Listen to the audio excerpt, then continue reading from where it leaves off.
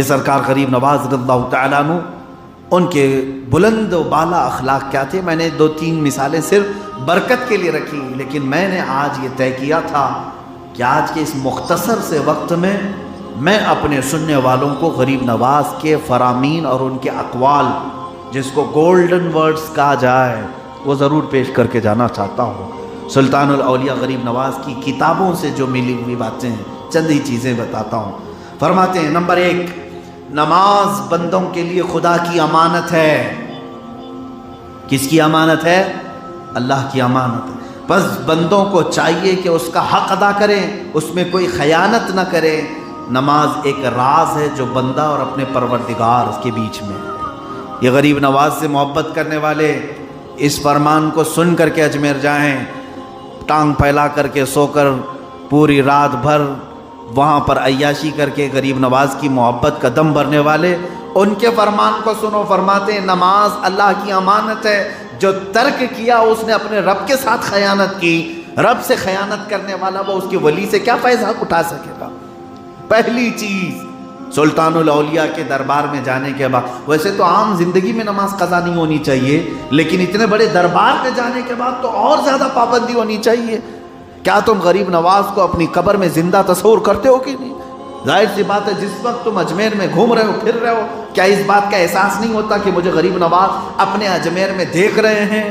ادھر اذان ہو رہی، ادھر نماز ہو رہی ہے، میں بازاروں میں مستیاں کر رہا ہوں، عیش کر رہا ہوں. تو یہ تو غریب نواز کی محبت نہیں ہوئی میرے عزیزو.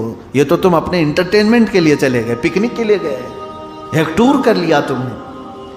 دوسری بات یہ بھی دیکھیں غریب نواز کا فرمان، یہ سنانا مجھے بہت ضروری ہے. لوگ یہ سمجھتے ہیں غریب نواز کی محبت کا نام چلم اٹھانا ہے، بیڑی پھونکنا ہے، چرس گانجا پینا ہے. ہاں، اس کو سمجھ بیٹھے ہیں کچھ لوگ. یہ جھوٹے نقلی جعلی پیر جنہوں نے غریب نواز کا نام لے کر کے، وہاں پر بھی اجمیر میں بھی پوری گینگ بیٹھی ہوئی ہے. ظالموں، تم پورے غریب نواز کے نام پر دھبا لگانے کی کوشش کرتے ہو. آنے والے جو نئے مسلمان ہوں یا پھر ہماری نئی جنریشن ہے، کیا اس کو یہ بتانا چاہو گے کہ غریب نواز یہ تمام کام کرتے تھے اس لیے ہم بیٹھ کر کے یہاں کر رہے ہیں؟ معاذ اللہ رب العالمین، 100 بار معاذ اللہ. سرکار غریب نواز رضی اللہ تعالیٰ عنہ کا فرمان عالی شان ہے. فرماتے ہیں قیامت کے روز سب سے پہلے نماز کا حساب انبیاء و اولیاء اور ہر مسلمان سے ہوگا. انبیاء سے بھی ہوگا، اولیاء سے بھی ہوگا، ہر مسلمان سے ہوگا. اور فرماتے ہیں غریب نواز جو اس حساب میں پورا نہیں اترے گا وہ دوزخ کے عذاب کا شکار ہوگا. یہ فرمان غریب نواز ہے. میری ان باتوں کو ضرور نقل کرو اے مسلمانوں. غریب نواز کے نام پر قوالیاں جتنی شعر ہوتی ہیں ان کے فرامین بھی شعر ہو، ان کے احکامات اور ان کی تعلیمات بھی پھیلائی جائیں. سرکار غریب نواز رضی اللہ تعالیٰ عنہ کا ایک فرمان یہ ہے، فرماتے ہیں جو بھوکے کو کھانا کھلاتا ہے اللہ تعالیٰ قیامت کے دن اس کے اور جہنم کے درمیان 7 دروازے بنا دیتا ہے. بھوکوں کو کھلاؤ جو بھوکا ہے. لیکن یہاں پر معاملہ دوسرا ہے. غریب نواز کے نام پر جو نیاز ہوتی ہے اس میں سب پیٹو لوگ ہی کھا جاتے ہیں، کوئی مسکین کھا نہیں پاتا. سارے وہی لوگ کھا رہے ہیں جن کے گھروں میں آلریڈی کھانا بنا ہوا ہے، بس اتنا ہے کہ باہر میدان میں آ کر کے کھا لیا. ارے ثواب کا کام ان مسکینوں کو کھلانا ہے جن کے گھروں میں روٹی نہیں ہے.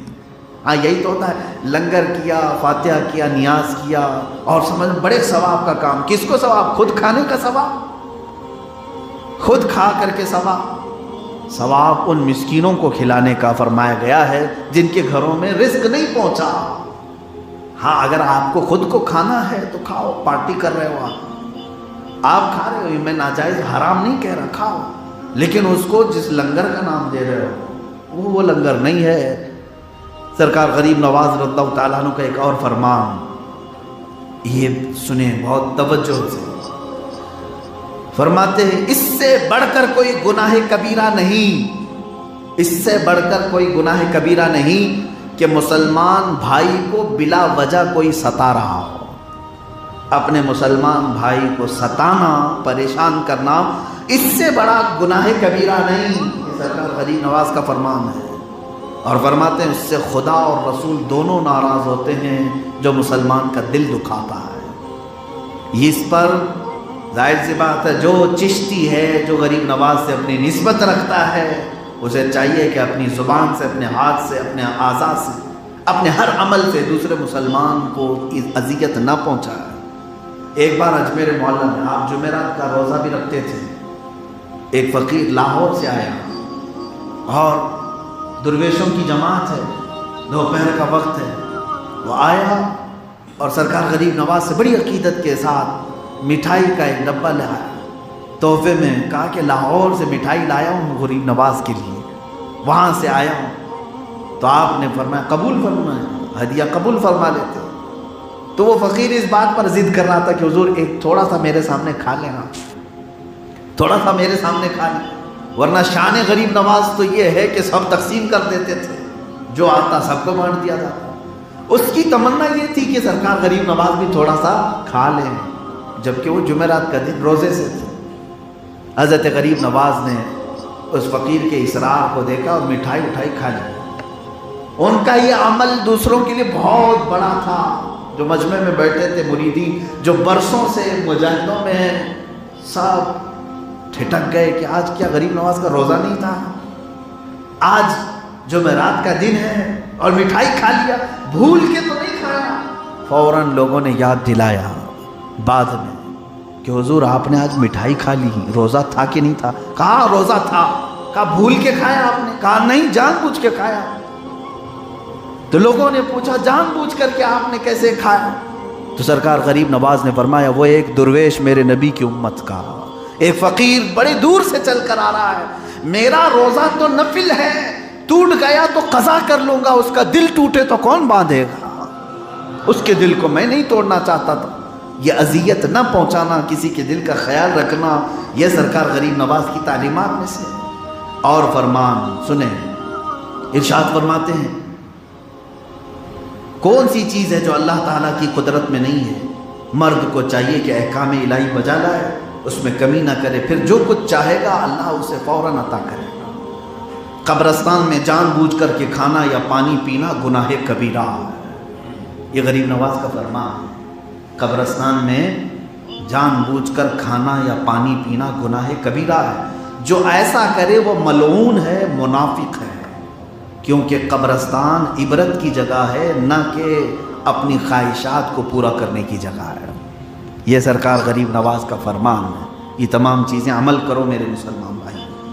جس نے جھوٹی قسم کھائی گویا کہ اس نے اپنے خاندان کو برباد کیا، اور فرماتے ہیں اس کے گھر سے برکت اٹھا لی جاتی ہے۔ یہ سرکار غریب نواز کا فرمان ہے۔ اور پھر آگے ارشاد فرماتے ہیں گناہ تم کو اتنا نقصان نہیں پہنچا سکتا جتنا مسلمان بھائی کو ذلیل و رسوا کرنا تمہیں نقصان پہنچائے گا۔ کسی کو تم نے ذلیل کیا وہ تمہیں اتنا برباد کر دے گا جتنا تمہارا دوسرا گناہ نہیں برباد کرے گا۔ اب سنیں، یہ بات بھی ضروری ہے، اگر قیامت کے دن کوئی چیز جنت میں لے جائے گی تو وہ تمہارے اخلاق کے، تمہارا تقوی ہے، نہ کہ علم۔ سمجھ میں آ رہی بات؟ فرماتے ہیں اگر قیامت کے دن تمہیں جنت میں کوئی چیز لے جائے گی تو تمہاری پرہیزگاری، تمہارا تقوی ہے، نہ کہ علم۔ علم جتنا بھی حاصل کر لیا لیکن اس کے ساتھ تقوی نہیں آیا تو جنت میں نہیں جا پاؤ۔ جو شخص عشق الہی کی راہ میں قدم رکھتا ہے اس کا نام و نشان نہیں ملتا۔ اہل عرفان یاد الہی کے علاوہ کوئی اور بات اپنی زبان سے نہیں نکالتے۔ اب پھر سنیں، اگر کسی شخص میں 3 خصلتیں، 3 عادتیں پائی جاتی ہیں تو سمجھ لو کہ وہ اللہ کا ولی ہو جائے گا۔ غریب نواز فرماتے ہیں اگر کسی شخص کے اندر 3 عادتیں پائی جاتی ہیں تو سمجھ لو اللہ اسے دوست رکھتا ہے۔ پہلی چیز سخاوت، دوسری چیز ہے شفقت، تیسری چیز ہے عاجزی و انکساری۔ سخاوت، لوگوں میں خیرات کرنا بغیر بتائے اور پھر دے دینے کے بعد دوبارہ کبھی ذکر نہ کرنا، یہ سخاوت۔ شفقت کا مطلب ہے نرمی کرنا ہر ایک کے ساتھ، لوگوں سے نرم بات کرنا۔ تیسری چیز ہے عاجزی و انکساری، غرور و تکبر نہیں کرنا، پوچھا گیا کیسے کریں یہ سب؟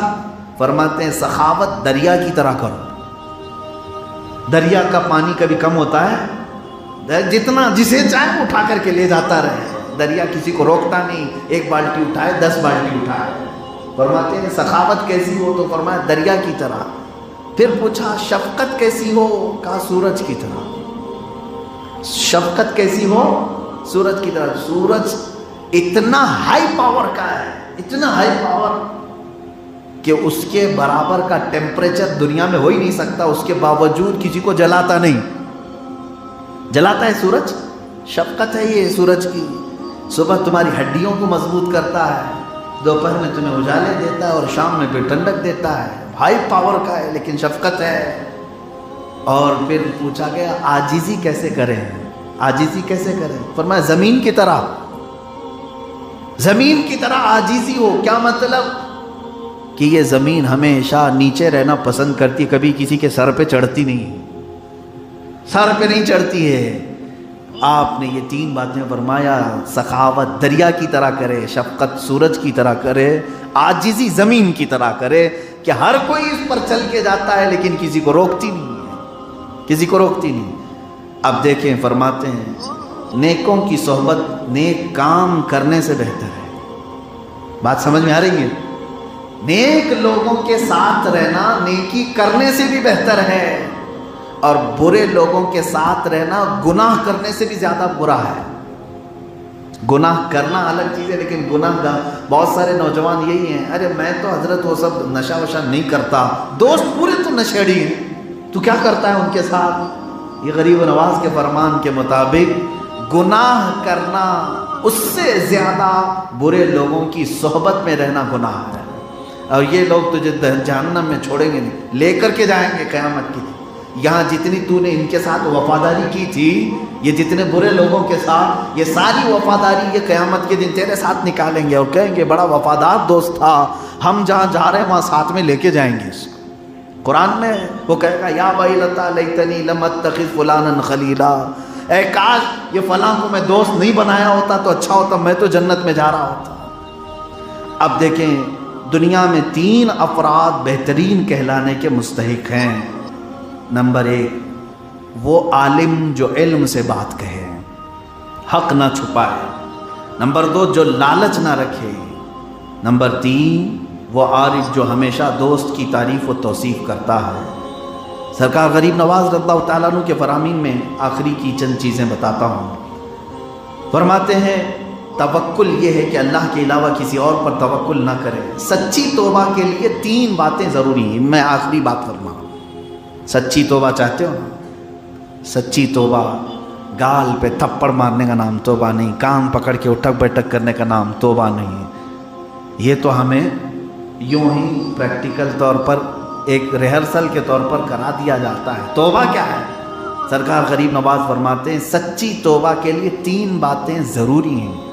نمبر 1 کم کھانا، نمبر 2 کم سونا، نمبر 3 کم بولنا.